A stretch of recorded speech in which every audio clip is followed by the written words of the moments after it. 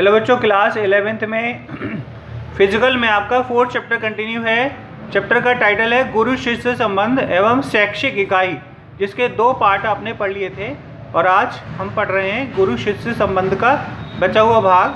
तो आइए शुरू करते हैं, चैप्टर कंटिन्यू करते हैं। प्राचीन काल में बालकों को गुरु के आश्रम में रहकर ही शिक्षा अध्ययन करना पड़ता था। वहाँ कुटिया के चारों ओर वृक्षों से हरियाली और शुद्ध प्राकृतिक वातावरण होता था। गुरु शिष्य के आपसी आत्मीय संबंध होते थे। गुरु के मार्गदर्शन में बालक विद्या ग्रहण करके दिनचर्या व्यतीत करते थे। दिनचर्या के नियमानुसार बालक को अपने नित्य कार्य एवं विद्या अध्ययन करना होता था। गुरुकुल की व्यवस्था की संपूर्ण जिम्मेदारी समाज की होती थी। गुरुकुल में राजकुमारों और मध्यम वर्ग बालकों सभी को एक साथ शिक्षा दी जाती थी। गुरु किसी भी बालक के साथ भेदभाव नहीं करते थे, उन्हें अपने पुत्रों के समान प्रेम भाव से रखते थे। गुरु के व्यक्तित्व का बालक के चरित्र पर पूरा प्रभाव पड़ता था। संस्कृत भाषा में कहा गया है, आचार्येति आचार्यम, अर्थात आचरण ही, जिसका आचरण किया जाए वही आचार्य है। आचार्य अध्यापक के लिए बोला जाता है। गुरु दक्षिणा के रूप में गुरुओं को उस समय अनाज, गाय, भूमि आदि अपनी स्थिति के अनुसार लोग दे दिया करते थे। इसी से आश्रम का खर्चा चलता था। गुरु पर किसी भी तरह का राजनीतिक तथा प्रशासनिक प्रभाव नहीं था। आश्रम बंधन मुक्त होते थे। गुरु को ईश्वर के समक्ष माना जाता था। राजा लोग भी गुरु के सामने सिर झुकाते थे। गुरु लोग त्यागी, तपस्वी तथा महान ज्ञानी होते थे।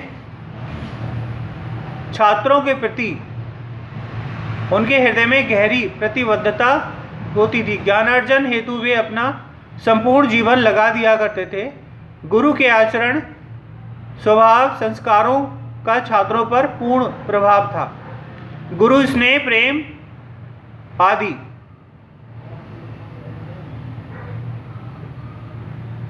त्याग आदि अच्छी भावनाओं से शिक्षा देते थे। उन्हें भौतिक सुखों तथा धन का कोई लालच नहीं था। शिक्षक का उच्च स्थान था। सभी शिक्षक को अपना मार्गदर्शक मानते थे। गुरु निस्वार्थ, इंद्रिय निग्रही, चरित्रवान, विशाल दृष्टिकोण वाले, बहुशस्त्र, निर्भीक तथा निष्पक्ष थे। इसलिए समाज अपने बालकों को गुरु के पास आश्रम में विद्या अर्जन हेतु भेजते थे। लोग अपने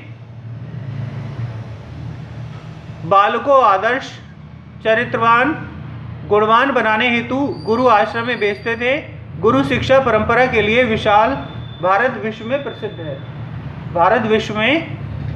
है। आधुनिक समय में अध्यापक और छात्र के मध्य औपचारिक संबंध रह गए हैं। गुरु शिष्य परंपरा समाप्त होती जा रही है।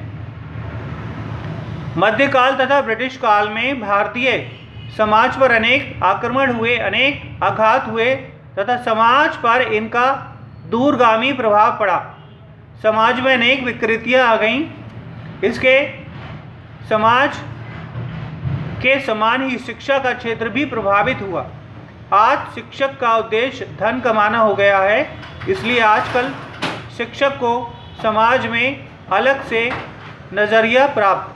नज़रिया प्राप्त है। आजकल समाज में धन का महत्व बढ़ गया है। आज भौतिकवाद बढ़ता जा रहा है। अध्यापन प्रभावहीन तथा निर्जीवहीन सा प्रतीत होता है।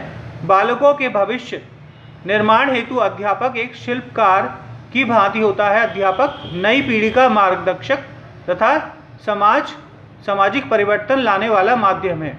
आजकल हमारे समाज में अस्थिरता, अराजकता, अशांति, आतंकवाद, हिंसा, भ्रष्टाचार, कालाबाजारी, तस्करी, विदेशी शक्तियों का हस्तक्षेप, दबाव, अज्ञान, अशिक्षा, अंधश्रद्धा, जातीयता तथा धार्मिक उन्माद का बोलबाला है। अनेक प्रकार कि भेदभाव, आतंक तथा समाज में चारों ओर फैले हुए इस घोर अज्ञान अंधकार को मुक्त करके नई पीढ़ी को अच्छा निर्माण हेतु शिक्षक ही आशा की किरण है। शिक्षक के अभाव में ज्ञान होना असंभव है। ओके बच्चों, thank you so much for watching my video. Corona period में एक बार फिर आपको सलाह दी जाती है कि सोशल डिस्टेंसिंग का पालन करें और सारी की सारी सरकार द्वारा बनाई सारी गाइडलाइनों का पालन करें। ओके बच्चों, thank you so much for watching my video.